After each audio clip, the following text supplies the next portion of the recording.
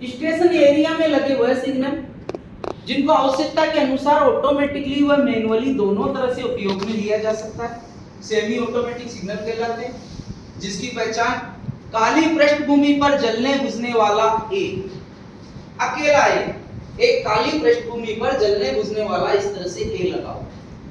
ये जो जलने बुझने वाला ए है, ये क्या बताता है कि ये जो ऊपर सिग्नल है सेमी ऑटोमेटिक टाइप का, ये इस समय किस मोड में काम कर रहा है।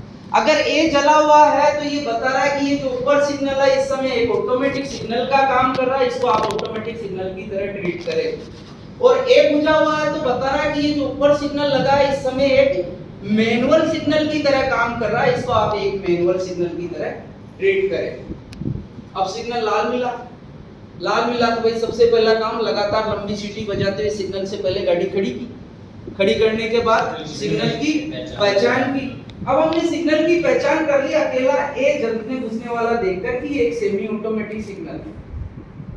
सेमी ऑटोमेटिक सिग्नल है, ये पहचानने के बाद अगली चीज क्या पहचानेंगे उसमें, कौन से मोड में, और वो किससे पता चलेगा, जलने बुझने वाले ए से। तो ए जल रहा था, ए जलता हुआ देखकर हमने क्या पहचान लिया कि ये सिग्नल इस समय एक ऑटोमेटिक सिग्नल की तरह कार्य कर रहा है, ऑटोमेटिक सिग्नल की तरह कार्य कर रहा है। तो कैसे पार करेंगे, वही ऑटोमेटिक सिग्नल की तरह GR 9.02 GR 9.07, दिन में 1 मिनट, रात में 2 मिनट, गार्ड से ऑल राइट लेकर लंबी सीटी बजाते हुए ऑन में पार करेंगे। अगले सिग्नल की जड़ तक 15-10 किसी भी अवरोध से पहले रुकने के लिए तैयार रहते हैं।